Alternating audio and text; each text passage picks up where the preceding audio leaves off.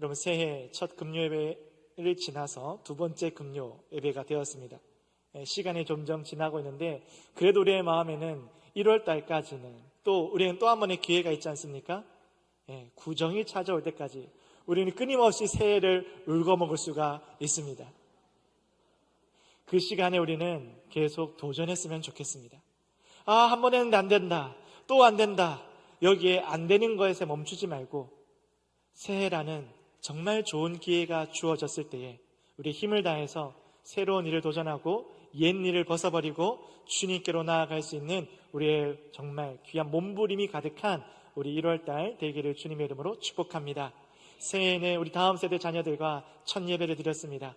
통합 예배를 드렸는데 오늘 우리 성도님들 또 한번 용기를 내어줘서 오늘 이 밤에 기도할 때는 우리 다음 세대의 우리 겨울 수련회와 성경학교를 위해서 또 부르짖는 밤이 되었으면 좋겠습니다. 새해가 되어져서 저는 한 가지 새로운 일을, 취미생활을 가지려고 해봤습니다. 제가 뭐 딱히 하는 것도 없고 노력하는 것도 없어가지고 이럴 때는 설교 준비를 열심히 해야 되는데 그렇게 또 설교 준비, 강론 준비를 또 열심히 하지 않고 뭐 할 거 없나 찾아보다가 제가 지난번에 문화미디어도 같이 생겼거든요. 그 가운데 말씀을 앞에 하는 우리 귀한 선교사님들, 말씀의 사역자들 보면서 저도 한번 해봤습니다. 해봤는데 개발세발로 해봤는데 한번 여러분에게 보여드리려고 합니다. 여러분 보이십니까? 저도 한번 액자를 만들어 봤는데 오늘 주어진 말씀을 가지고 한번 만들어 보았습니다. 순례자여, 완고한 마음을 버리고, 오늘 메시지의 핵심입니다. 순례자, 여러분은 순례자입니다. 천성을 향해서 가는 순례자여, 완고한 마음을 버리고 처음 확신한 그 믿음을 끝까지 굳게 붙들라. 이제 집에 가시면 됩니다. 급하신 분들은 빨리 가시고, 왜 이렇게 말했느냐가 궁금하시면 좀 길지만 우리 함께 나눠봤으면 좋겠습니다. 이렇게 제가 처음 이렇게 적어봤거든요. 적어서 저희 집사람한테 보여줬습니다. 보여줬더니 하는 말이, 글씨를 처음 배운 사람이 적은 것 같다.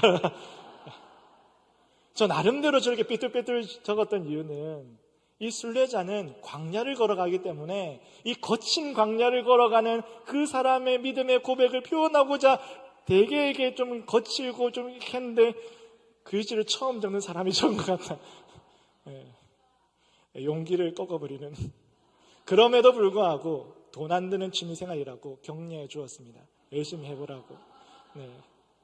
제가 종이에 적지 않고 패드로 적고 있거든요. 그래서 종이값도 들지 않고 잉크값도 들지 않고 굉장히 좋은 방편인가. 언제까지 할지는 모르겠지만 계속하면서 우리 성도님들과 같이 말씀을 나누고자 합니다. 여러분, 오늘 이렇게 말씀드린 이유는 우리가 순례자의 길을 걸어가는 가운데 거친 광야를 걸어간다는 거예요.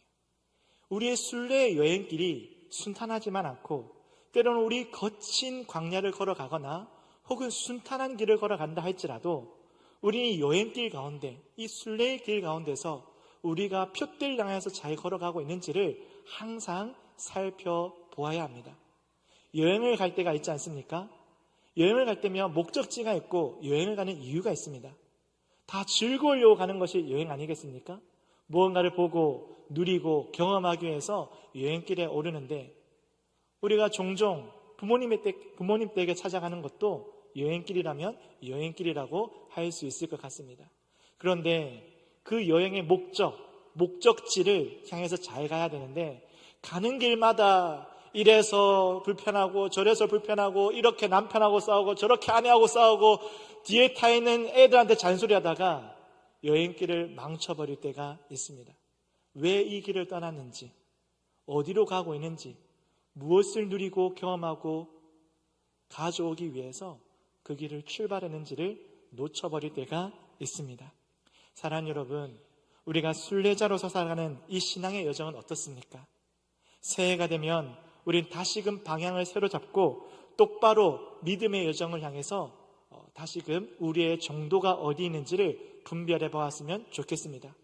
혹 우리의 기준이 틀어져 있다면 바로잡아서 우리를 부르신 그 십자가의 길의 정도를 향해서 다시금 삶의 방향을 잘 잡아 나갈 수 있는 우리 신앙의 여정, 우리 순례자의 길이기를 축복합니다. 오늘 히브리서에서는 흩어진 성도들에게 우리가 살아갈 신앙의 여정이 흐지부지 끝나지 않고 다툼과 원망으로 끝나지 않도록 한 가지를 가르쳐 주는데, 그것은 바로 예수를 깊이 생각하라라는 것입니다. 우리가 정말 신앙의 길을 정도로 걸어가기 위해서는 무엇을 깊이 생각해야 되냐면 예수님을 깊이 생각해야 됩니다. 예수님을 바라보면 바라볼수록, 예수님을 따르면 따를수록, 본받으면 본받을수록, 생각하면 생각할수록 우리는 신앙의 길의 정수로 갈 수가 있습니다. 오늘 우리가 예수를 깊이 생각할 때 더 나아가게 되는 것이 처음 가졌던 믿음을 지키게 되는 것이고, 그 처음 가졌던 믿음을 지키기 위해서는 예수님을 바라봐야 된다라는 말씀에 도달하게 됩니다. 오늘 예수를 깊이 생각하여 처음 믿었던 우리 가운데 주어진 그 믿음을 굳게 붙잡으로 말미암아 우리의 신앙의 여정이 행복하고도 즐겁고도 우리가 도착해야 될 그 천성에 닿기까지 우리의 길이 틀어지지 않기를 주님의 이름으로 축복합니다. 오늘 이것을 위해서 두 가지를 나누고자 합니다. 그 중에 첫 번째로, 완고한 마음은 순례자의 길에서 탈선하게 합니다. 어떠한 마음이 순례자의 길에서 탈선하게 합니까? 완고한 마음입니다. 그럼 우리는 이 완고한 마음을 조심해야 되겠지요. 히브리서에서는 그리스도인을 지칭하는 두 가지의 표현을 알려주고 있는데, 그 중에 하나가 거룩한 형제들입니다. 히브리서는 성도를 향하여서, 우리들 위해서 말하는 말이 거룩한 형제들이여 라고 부르고 있습니다. 또 한 가지의 표현은 하늘의 부르심을 받은 자들이여 라고 말하는 겁니다. 하늘의 부르심을 받은 거룩한 형제들이여 라고 우리를 부르고 있습니다. 이 뜻에는 당신은 하나님의 집 안에 있는 사람입니다. 그러므로 당신은 하나님 나라의 가족입니다. 당신이 그 바로 하늘의 그 집의 일원이고 바로 그 집입니다 라고 말씀해주고 있는 것이죠. 하늘의 부름을 받은 거룩한 형제들은 어디에 마지막에 도착해야 될까요? 하늘집에 도착해야 되는 것입니다. 하늘집에 도착하기 위해서 우리는 완고한 마음을 버려야 되고 경계해야 되는 것입니다. 우리가 도착할 그 집에는 영원한 안식이 있고 참된 안식이 있는 줄로 믿습니다. 우리 참된 안식이 있는 저 천성을 향하여 도착하기까지 우리의 마음을 지키기 위해서 여러 가지를 생각해 볼 필요가 있을 텐데, 그 중에서 세 가지를 살펴보고자 합니다. 특별히 완고한 마음은 구약 성경에서는 완악함이라고 표현됩니다. 우리 개역 한글 성경에서는 이것을 강팍하다라고 말하지요. 이 의미는 단단하게 하고 꽁꽁 묶여 있고 굳어져 있다라는 것입니다. 완고한 마음은 굳어져 있는 마음이고 꽁꽁 묶여 있고 그것이 움직이지 않는, 결박되어 있는 모습을 말하고 있습니다. 예수님께서는 이러한 완고한 마음을 회칠한 무덤과 같다라고 말씀하십니다. 이 회칠한 무덤을 가진 자들의 결말이 어떻습니까? 너무나 참혹합니다. 그렇기 때문에 우리는 경계해야 되겠죠. 그래서 히브리서는 3장 8절로 9절의 말씀에 이렇게 말씀하고 있습니다. 함께 봉독하겠습니다. 광야에서 시험하던 날에 거역하였던 것 같이 너의 마음을 완고하게 하지 말라. 거기서 너희 열조가 나를 시험하여 증험하고 40년 동안 나의 행사를 보았느니라. 아멘. 이스라엘 역사 가운데서 40년 동안 하나님의 행하신 일을 체험했던, 몸소 체험했던 일을 생각해 본다면 어떤 일이 있겠습니까? 한 가지가 떠오르는데 바로 광야에서 있었던 40년의 시간입니다. 그 40년 동안 출애굽을 하고 난 은혜로 출애굽을 했던 이스라엘 백성들이 40년 동안 경험했던 그 광야의 생활은 쉽지 않은 시간이었고 어려운 시간이었습니다. 여러분, 출애굽할 때 이스라엘 백성들은 무엇을 보았냐면 하나님 앞에서 완고한 사람의 모습을 보았습니다. 바로 바로의 마음이었죠. 바로의 마음이 완악하여서 강팍하여 완고하여 하나님의 말씀을 들었음에도 불구하고, 듣지 않은 자가 아니라 들었음에도 불구하고 그 마음이 강팍하고 완고하고 고집스러워 하나님의 뜻을 거절하였고 결국 이스라엘 백성들을 놓아주지 못하고 쫓아오게 되었습니다. 그 끝에 결말이 어떻게 되었습니까? 죽음이었고 심판이었습니다. 늘 심판의 결과를 마주하였음에도 불구하고 바로는 그 심판 앞에서 자신의 완고한 마음을 부수고 돌이키고 버리는 것이 아니라 죽기까지 그 고집을 꺾지 않았습니다. 그것을 보았던 이스라엘 백성들이었는데 그들은 그렇게 은혜로 하나님 앞에서 은혜를 입어 출애굽하였고 완고한 사람의 결말을 보았음에도 불구하고 40년 광야 40년 내도록 하나님께서 그들을 평가하는 모습은 이 완고한 자들이여 라는 말을 누구에게 말하냐면 이스라엘 백성들에게 말하고 있는 것입니다. 내 백성들에게 하나님께서 말씀하시기를 너희의 마음이 어찌하여 이렇게 완고하느냐 라고 말씀하시는 거죠. 그 대표적인 사건이 바로 무리바 반역 사건입니다. 이스라엘 백성들이 어떻게 하였습니까? 출애굽한 이후에 물이 없으니 물 달라고 내가 여기서 광야에서 죽게 하기 위해서 나를 여기에 데리고 왔냐고 그 고집스럽고 완고하고 굳은 마음으로 어떻게 했냐면 모세를 죽일 듯이 찾아와가지고 달라들고 하나님은 어디에 있느냐? 하나님 정말 우리와 함께 하느냐? 하나님 어디인지 우리에게 보이라 말하는 것입니다. 누구와 같이? 바로와 같이 그들의 마음이 완고하여 죽일 듯이 달려들면서 하나님 우리와 함께 하신지 정말 그는 우리의 보호자인지 시험해보자 라고 말하는 것입니다. 그래서 그 무리바라는 장소의 지명이 어떠한 별칭을 받았냐면 맞사, 다투다, 시험하다라는 별칭을 얻게 되었습니다. 이처럼 이스라엘 백성들은 그 이후로도 습관적으로 하나님 앞에 반역하게 되고 하나님을 떠나고 광야를 지나는 동안 끊임없이 하나님을 시험하였습니다. 그들은 하나님의 뜻을 알려고도 하지 않았고 믿지도 않았습니다. 이러한 태도가 더 큰 죄로 불어나게 되고 그들의 마음은 더 깊이 완고하게 되었습니다. 히브리서는 이 성경의 이야기를 오늘 우리가 읽었던 12절, 13절, 14절 요 앞뒤로 이 이스라엘 백성들의 이야기를 두면서 완고한 자의 모습이 어떠한지를 보여주고 우리는 오늘이라는 일컫는 지금 너희는 어떻게 할 것인가 라고 우리에게 물어보고 있습니다. 여러분, 우리는 은혜에 파선하는 자가 되면 안 되겠습니다. 은혜에 파선하는 자가 아니라 완고하여서 우리의 마음을 굳은 채로 하나님 앞에 그대로 두는 것이 아니라 그 은혜로 말미암아 순항하는 순례자의 여정이 되기를 주님의 이름으로 축복합니다. 오늘 이 은혜에 파선하지 않게 해서 세 가지를 우리가 꼬집어 보면서 지금 오늘이라 일컫는 지금 우리의 마음을 완고하게 하는 그 세 가지를 경계해 보기를 원하는데 그 첫 번째가 뭐냐면 조급함입니다. 뭐라고요? 조급함. 이 조급함을 우리는 경계해야 돼요. 조급함은 우리의 성정을 불안하게 하고 또 우리의 성정을 경직되게 합니다. 굳어지게 한다는 거죠. 특히나 빨리빨리를 외치는 이 한국 사람들에게 기다림이라는 것은 너무나도 불편하고 이 기다림은 우리의 조급함을 불러일으키는 도화선이 되기도 합니다. 이러한 성정에 우리나라 사람들 가운데 여기에 익숙해진 우리 모두는 기다림을 무가치하게 여길 때가 있습니다. 이 빨리라는 강점이 기다림을 도태되는 것처럼 여길 때가 있는데 정말 기다림은 도태되는 것이냐? 그렇지만은 않습니다.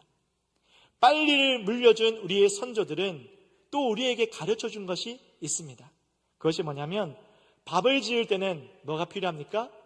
뜸을 들여야 됩니다. 급할수록 우리 같은 나라 사람 아닙니까? 급할수록 돌아가라는 가르침을 주었습니다.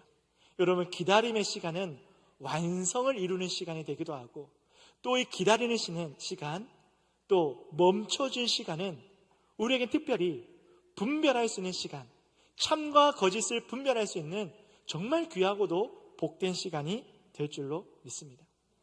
있어야 되는 시간이고 필요한 시간입니다.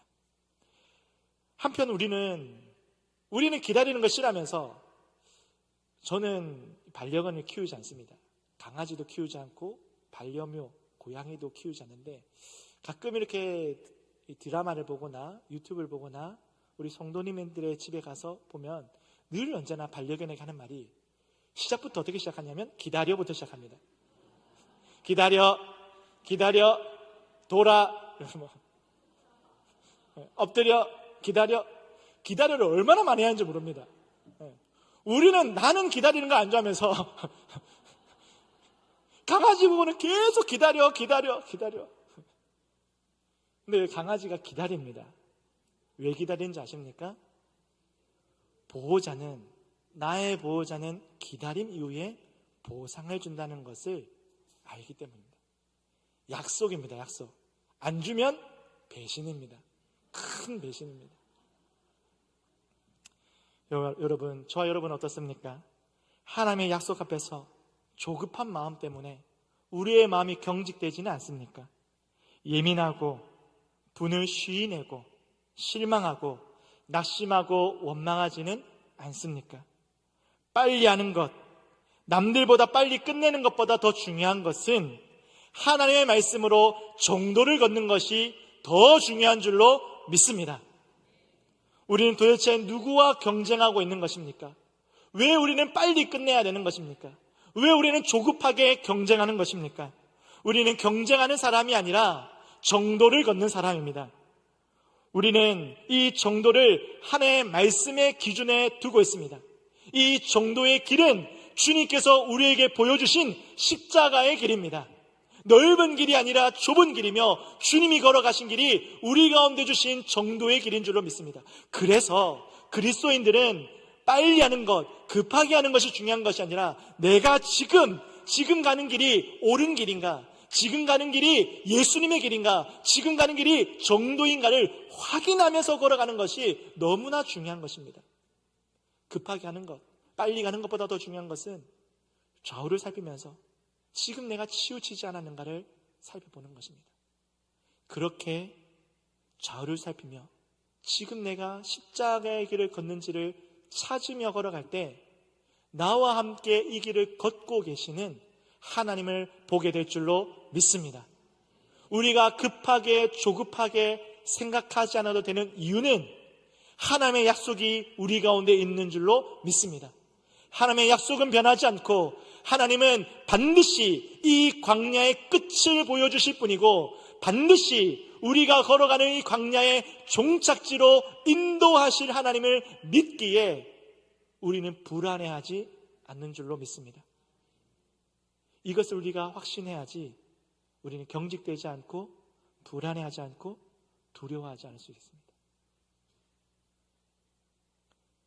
강아지도 주인이 약속을 지킬 것을 믿는데 우리의 주인 되신 하나님이 내 인생길에서 내가 널 버리지 않겠다, 내가 너와 함께한다, 내가 너를 지킨다, 내가 너의 보호자다, 내가 잃지 않는다, 내가 불꽃 같은 눈으로 눈동자와 같이 너를 바라보고 있다, 너는 뒤처지지 않는다, 뒤처지는 것이 아니라 지금 너는 정도를 걸어가는 것이 제일 중요하다 말씀하시는 이 하나님의 약속의 말씀을 왜 우리는 불신하는 것입니까?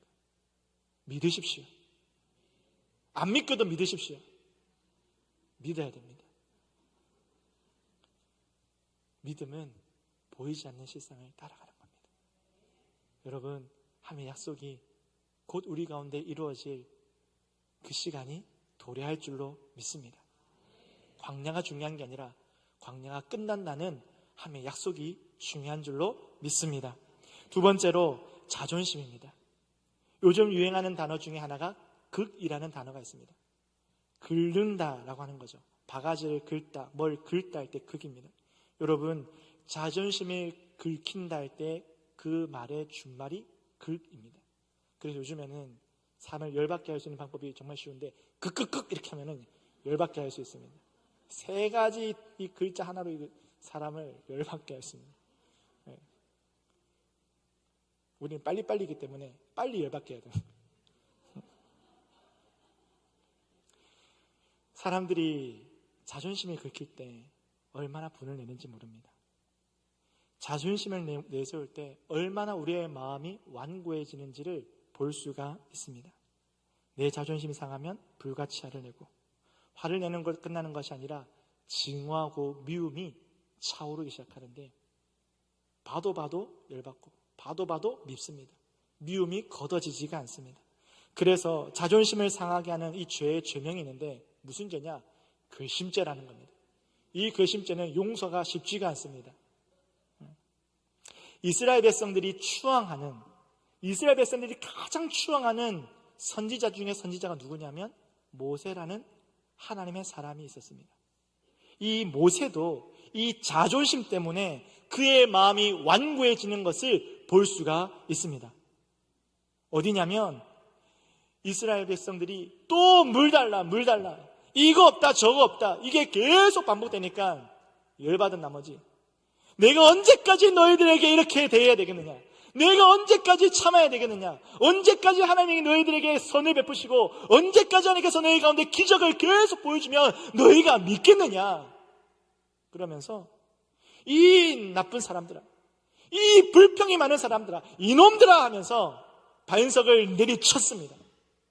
하나님께서 반석에 물을 내라 말씀하셨는데 반석을 향해서 물을 내라 말하는 게 아니라 반석을 뚜리를 피면서 그 마음은 반석을 내리치는 것이 아니라 백성들을 내려치고 싶은 이 모세의 마음이 담겼습니다. 그 마음을 보셨던 하나님께서는 그를 향하여 말하기를 너의 그 완고한 마음이 너를 가나안 땅에 들어가지 못하게 하는도다 말씀하시는 겁니다. 완고한 마음이 그렇게 이 백성들 앞에서 내 마음을 그대로, 내 자존심을 그대로 표하는 것이 얼마나 위험한 일인지를 보여주고 있는 것입니다. 이미 광야에서 40년을 훈련받았던 것이 모세였습니다. 자신의 혈기에, 자기의 그 자존심에, 유대인이라는 그 자존심 때문에 사람을 죽였던 모세가 40년에 그 하나님 앞에서 덮어진 그 시간 가운데서 성정이 바뀌었다라고 생각될 만큼 새로운 사람이 되었다고 보았는데 그 마음에 다시 완고해져서 그 마음의 자존심이 그를 백성을 치는 사람으로 바꾸게 한 것입니다. 모세는 자신이 받았던 그 권위와 그 지팡이로 백성을 치고 있습니다. 저와 여러분의 자존심은 어디에서 나오고 있습니까? 여러분이 가진 집이 여러분의 자존심입니까? 여러분이 가진 그 직업이, 그 학벌이, 여러분의 자녀가 다니는 그 대학, 그 서울 대학이 여러분의 자존심이 되시는 겁니까? 여러분의 자녀가 그 좋은 직장, 남들이 부러워하는 그 대기업에 들어가면 그 사람들이 부러워하는 그 집을 사면 그것이 여러분의 자존심입니까? 그래서 이번에 나왔던 드라마 중에 하나가 서울 자가에 사는 대기업에 다니는 김부장, 부장의 직책을 달고 있는 김부장, 그 김부장의 자존심, 그 자존심을 지키는 서울의 자가, 그 자존심을 지키는 대기업, 그 자존심을 지키는 나의 직책 부장, 앞으로 상사를 바라보는 나의 탄탄대로의 인생, 남들과 다르고 남들보다 앞서는 그 자존심이 인생을 얼마나 허망하게 하는지를 꼬집어주고 있는 이야기를 담고 있더라고요. 교회에 다니고 있는 저와 여러분은 어떠한 것을 드러냅니까? 지금까지 내가 했던 봉사, 목사, 장로, 권사, 안수 집사, 이와 같은 직책과 우리가 받았던 그러한 직분입니까? 어릴 때부터 오래도록 신앙했던 신앙의 경력이 우리가 내세우는 나의 신앙의 자존심이 될 수도 있습니다. 이러한 것을 마음에 두지 마십시오. 우리의 마음이 완고해질 뿐입니다. 굳어지고 병들게 됩니다. 이스라엘 백성들처럼, 모세처럼 가나안 땅에 들어가지 못할 수 있습니다. 세상에서 가장 안타깝고 못난 것이 뭐냐면 가족에게, 아내에게, 남편에게, 자녀에게 자존심을 내세우는 겁니다. 사랑한다 했잖아요. 사랑한다 해가지고 사랑한다 해서 결혼했지 않습니까? 근데 그 아내에게 자존심을 내세우고 그 남편에게 자존심을 내세우고 하나님 손가락 이쪽 편에 5개, 이쪽 편에 5개, 총 10개, 발가락 10개 다 붙어있는 것마저 감사합니다. 그래놓고 그 자녀에게 내 자존심을 내세우는 것, 그게 가장 안타깝고, 엄마가 그랬는데 너는 아빠의 말을 갖다가, 그게 가장 안타깝습니다. 가장 부질없고 가장 못난 것입니다. 자존심은 내세우는 게 아닙니다. 우리는 앞서 말한 것처럼 거룩한 형제들입니다. 한 지체가 되었고 한 가족이 되었고 한 집에 모이는데 하늘나라 집에 모일 우리의 한 가족이 되었습니다. 우리의 육신의 가족도 그러한데 우리의 영적인 가족들 앞에서도 우리의 자존심을 내세우는 것은 가장 안타깝고 가장 부질없고 가장 무익한 것입니다. 우리가 서로 가운데 우리의 자존심을 내세운다면 하나님께서 어찌 보고 계실 수가 있겠습니까? 고개를 돌리실 것 같습니다. 예수님께서는 너는 자존심도 없냐? 라고 말하는 그 로마 병정의 말 앞에 나는 자존심이 없어 라고 말했습니다. 하나님의 그 신적 자존심, 하나님의 그 자존하심, 하나님의 그 전능하심, 그 무엇으로도 내가 너보다 우월하다, 내가 너보다 훨씬 뛰어나고 눈빛만으로도 너를 끝장내버릴 수 있다라고 본때를 보여줄까 하지 않고 우리에게, 이 인생들에게 하나님의 그 권능을 그렇게 쓰지 않으셨습니다. 예수님은 그 하나님의 하나님 되심을 우리를 향한 그 죽음으로 하나님의 하나님 되심을 드러내어 주셨습니다. 우리를 향하여서 자존심을 드러낼 대상으로 이긴 것이 아니라 우리를 사랑의 대상으로 이기셨고 우리를 구원의 대상으로 이기셨고 우리를 자신과 같이 여겨주셨습니다. 그렇기 때문에 하나님은 단 한 번도 인생들을 향하여서 자존심을 내신 적이 한 번도 없었던 것입니다. 하나님이 우리를 향하여서 자존심을 한 번도 내지 않았는데 어찌 우리가 형제된, 주 안에 형제된 우리가 세상의 사람들 향하여서 하나님이 사랑하시는 이 세상을 향하여서 어떻게 우리가 자존심을 내세울 수가 있겠단 말입니까? 완고한 마음일 뿐입니다. 이 완고한 마음을 돌이켜서 우리의 마음에 주님의 사랑을 채울 수 있기를 주님의 이름으로 축복합니다. 자존심을 부리지 맙시다. 이것을 버립시다. 이 더러운 죄를 벗어버리기를 축복합니다. 세 번째로 저울추입니다. 이 저울추가 우리의 마음을 완고하게 하는데 기울어져 있고 굳어져 있기 때문입니다. 팔은 안으로 굽는다는 말이 있습니다. 정확한 말입니다. 팔이 바깥으로 굽는 사람 있습니까? 병원 가야 됩니다. 팔은 안으로 굽는 거 당연한 말입니다. 사람은 다 팔이 안으로 굽어야 합니다. 그게 정상인 거고 그래서 사람인 겁니다. 그래서 사람인 겁니다. 팔이 바깥으로 굽을 수 있고 이렇게 다 되면은 그건 사람이 아닌 거죠. 사람이니까 팔이 안으로 굽는 겁니다. 이걸 인정하는 것이 부끄럽지 않은 겁니다. 나는 팔이 바깥으로 굽는다는 사람이 거짓된 겁니다. 인정하는 것은 부끄러운 것이 아닙니다. 저부터 너무 뻔뻔합니다. 저부터 너무 뻔뻔하고 너무 내로남불입니다. 내 편이면은 큰 일이어도 넘어갈 수 있는데 남편이면 안 됩니다. 항상 남편이 문제인 겁니다. 남편이 문제인 거예요. 남편이 문제. 남편은 작은 일도 용서가 안 됩니다. 보이기만 해도 안 됩니다. 역시나 남편이 문제. 남편. 여러분, 내 편. 항상 또 남편은 내 편을 또 안 들어줘요. 항상 남의 편을 들어줘요. 그래서 남편이.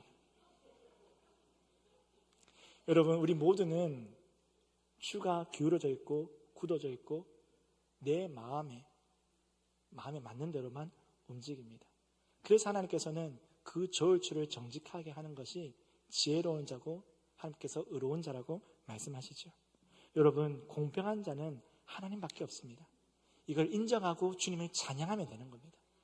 그리고 하나님, 내 마음이 하나님 마음과 같이 따라갈 수 있도록 도와주세요 하는 것이 우리의 마음이 완고하지 않고 부드러워질 수 있고 괜찮을 수 있는 유일한 길인 줄로 믿습니다.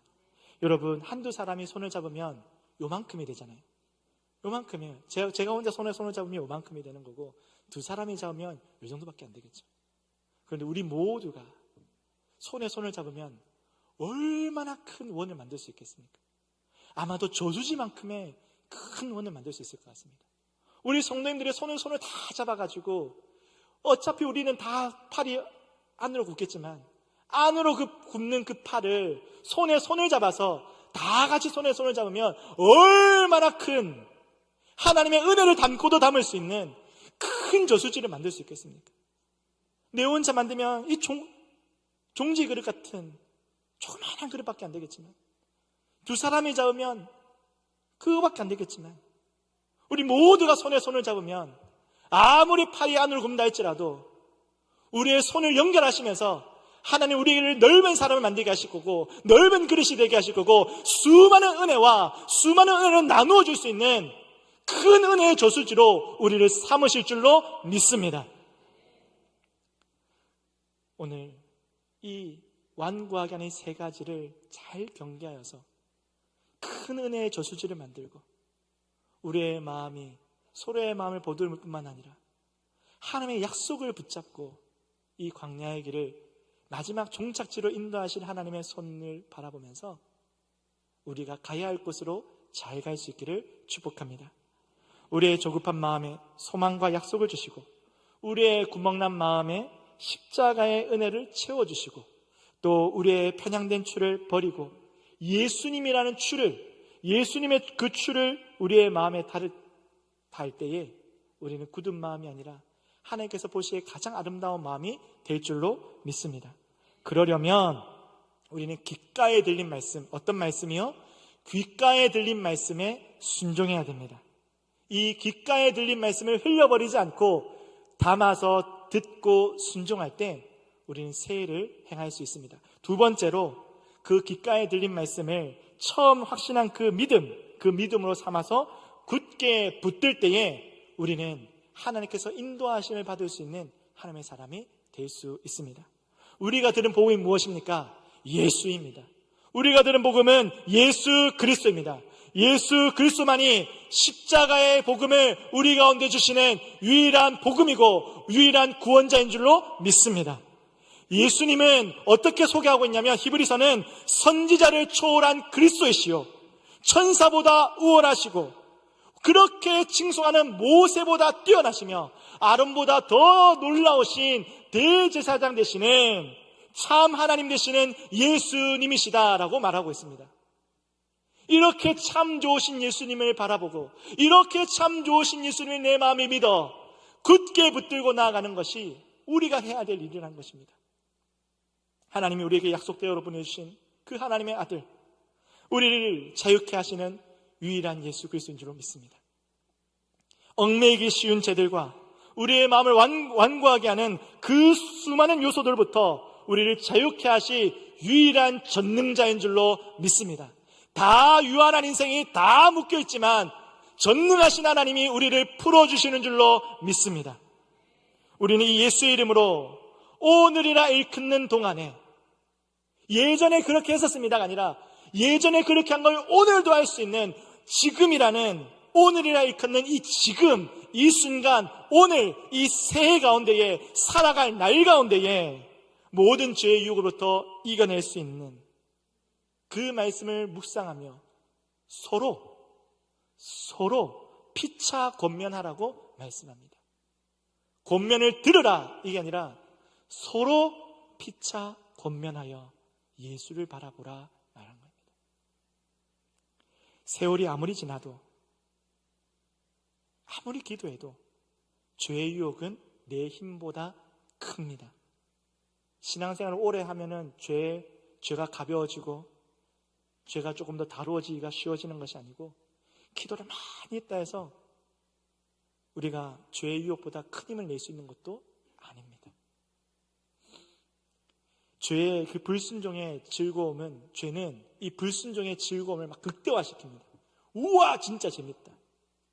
그리고 이 죄의 결과를 속입니다. 감추어두고.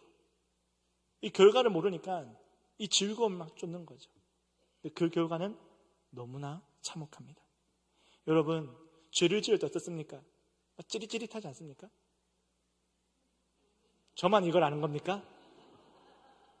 이걸 모른다는 것은 둘 중에 하나입니다. 죄를 한 번도 안 지었거나 죄를 계속 지어가지고 이제 반응이 없는 겁니다.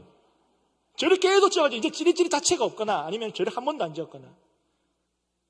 그래도 저만 찌릿찌릿한 겁니다. 이동욱 나쁜 사람. 죄를 지을 때 막 찌릿찌릿하죠. 그게 우리의 막 흥분되게 하고 우리를 자극합니다. 죄는 자신의 어리석음을 보지 못하게 하고 하나님이 아닌 다른 것을 동경하게 합니다. 그것이 사람이든지 비가시적인 것인지 가시적인 상이든지 어떤 것이든지 하나님을 보지 못하게 하고 그것을 보게 합니다. 결국 듣지 못하게 하고 보지 못하게 하고 구원하실 예수를 깊이 생각하지 못하게 합니다. 우리는 오늘이라 일컫는 지금 이 순간에 서로 피차 권면하여 예수를 바라볼 수 있는 믿음의 공동체 부전교회 되기를 주님의 이름으로 축복합니다. 앞으로 일어날 모든 목장 모임이 함께 피차 권면하여 예수를 바라보는 목장 모임 되기를 축복합니다.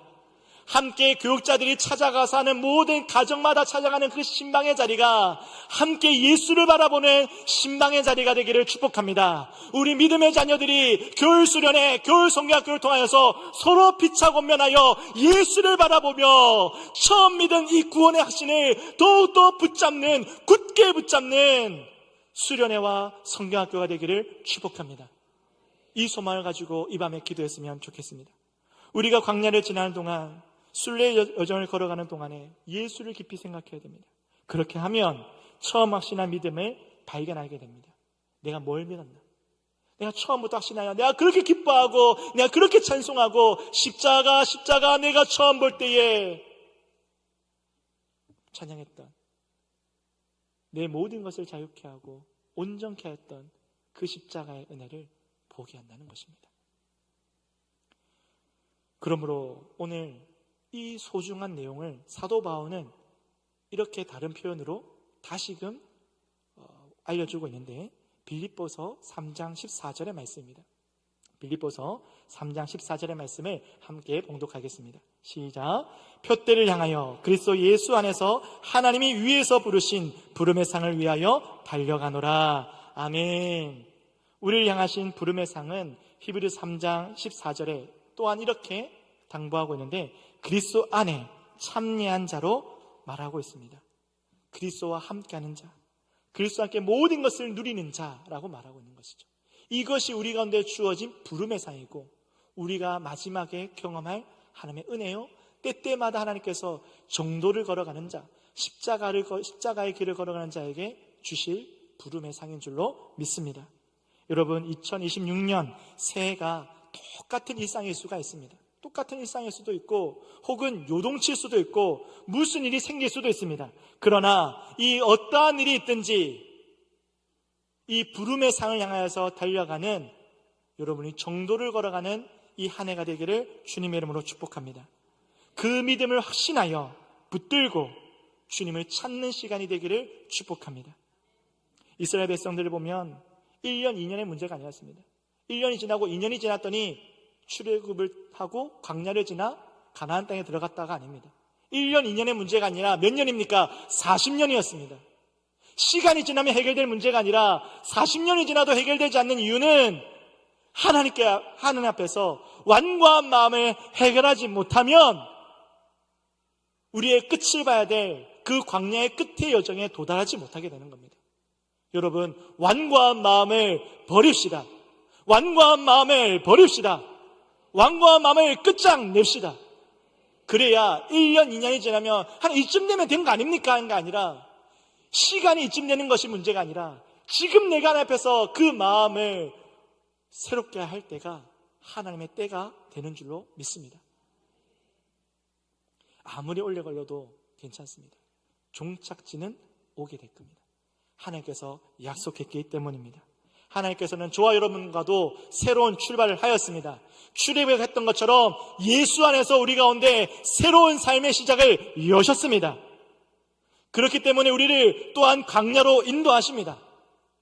광야를 지나는 것이 억울할 일도 아니고 부당한 일도 아니고 하나님과 함께하기 때문에 그 길은 우리 가운데 복된 길이 될 줄로 믿습니다. 왜 광야입니까? 광야에서 우리의 숨은 믿음이 드러나기 때문입니다. 우리의 숨은 믿음이 이 광야의 자리에서 드러나는 것입니다. 나의 믿음의 그 본체가 무엇인지가 다 드러나는 겁니다. 물이 없을 때, 길이 거칠 때 나는 무엇을 말하는지 다 드러나는 겁니다. 이 광야의 길에서 순결하고 온전한 믿음과 감사하고 화목하여 충성하여 이 광야의 길을 그대로 통과해버리는 우리 부전교회 되기를 축복합니다. 하나님, 우리 가정이 광야의 길을 걷고 있습니다. 하나님, 이 광야의 길에서 순결한 믿음으로 주님 앞에 나아갈 때 광야의 끝을 보여 주옵소서. 우리 믿음의 자녀들이 광야의 길을 걸어가고 있습니다. 순결한 믿음으로 이 광야를 통과하게 하여 주옵소서.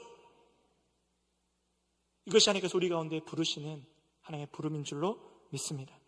이 광야의 자리에서 익숙하지 않아서 처음에는 불안해할 수도 있고 불안하니까 조급할 수도 있습니다. 광야라서, 광야이기 때문에 더 불안하고 더 조급해질 수 있습니다. 광야라서 더 긴장되기 때문에 혹여라도 내가 이 자리에서 죽을까봐 더 나를 지키게 되고 더 나의 자존심을 지키게 될 수도 있습니다. 하지만 예수님이 내 삶의 중심으로 바뀌는 자리가 이 광야의 자리입니다. 광야에서 경험해야 될 것은 내가 주인이 아니라 하나님이 주인이라는, 하나님을 내 마음의 중심에 모시는 것이 광야에서 이루어야 될 일인 줄로 믿습니다. 그것이 되면 가나안 땅으로 들어가게 될 줄로 믿습니다. 반성에서 물을 내신 하나님이 오늘 우리가 인생에 부딪힌 그 벽돌을 깨시고 생각지도 못한 벽을 깨고 우리에게 답을 주시고 길을 내시게 될 줄로 믿습니다. 하나님은 우리를 광야에 던지시는 하나님이 아니라 광야와 함께 걸으시며 보호하시는 하나님인 줄로 믿습니다. 하나님께서 지금도 보혜사 성령님을 보내어 주셔서 우리의 신음을 들으시고 광야를 지나가는 동안 우리의 처음의 믿음을 확신할 수 있도록, 그 믿음을 붙잡고 나아갈 수 있도록 도와주시는 줄로 믿습니다. 그럼 우리는 예수를 깊이 생각합시다. 예수를 깊이 생각하면 하나님을 볼 수가 있는 것입니다. 하나님께서는 이 부전교회가 때마다 있는 광야의 길을 잘 걸어갈 수 있도록 중요한 표지판을 주셨습니다. 첫 번째 표지판이 감사하고 화목하고 충성하여 하나님을 영화롭게 하자라는 중요한 표지판을 딱 주셨습니다. 이거 보고 잘 가라고. 또 우리에게 주신 표지판이 뭡니까? 하나님과 동행하여 세상을 충만케 하는 자가 되라고. 그러한 하나님의 예수 공동체가 되라는 중요한 표지판을 또한 또 주신 것입니다. 우리 이 표지판을 가지고 정도를 걸어가면 되는 겁니다. 빨리 가는 게 문제가 아니라 정확하게 가는 것이 중요한 것입니다. 이 중요한 표지판을 주었는데 이거 보고 가야 되지 않겠습니까? 이거에 매 주마다 이 강단에서, 이 자리에서 무슨 말씀을 주십니까? 그 위에 사랑을 더하라는 말씀을 주고 계십니다. 여러분, 히브리서에 보시면, 오늘 본문에 보시면 이미 들었다라 말합니다. 듣지 못하여서가 아니라 들었다라 말합니다. 들었는데 완관자가 되었다라고 말하였어요. 여러분, 오늘 우리 부전교회와 가정과 개인이 광야의 종착점에 닿으려면 들은 말씀에 순종할 때 가능한 줄로 믿습니다. 지도자가 없어서가 아니고 말씀이 없어서도 아닙니다. 우리의 마음이 완고하면 안 된 것입니다. 우리의 완고한 마음이 다 물에 풀어지고 하나님의 은혜의 물에 풀어지고 은혜의 바다에 풀어져서 우리가 다 손에 손을 잡는 그 놀라운 하나님의 역사하심이 감사와 화목과 충성으로 일어서는 오늘 또 한 번의 도약의 시간, 이 정도의 길을 걸어가는 우리의 삶의 지표가 뚜렷하게 바라보고 우리의 마음을 세워나가는 오늘 이 밤 되기를 축복합니다. 말씀을 맺겠습니다. 함께 읽고 마치겠습니다. 함께 결론을 읽어보겠습니다. 시작. 천성을 향해 순례자의 길에서 탈선하지 않도록 완고한 마음을 경계합시다. 마음을 감찰하시는 하나님 앞에서 우리의 조급함과 자만과 편향된 저울주를 회개합시다. 예수를 깊이 생각함으로 처음 확신한 믿음을 굳게 붙듭시다. 아멘. 우리 함께 찬양하며 하나님 이 마음 나에게 이루어 주시옵소서. 우리 함께 찬양하고 기도하며 부르짖었으면 좋겠습니다.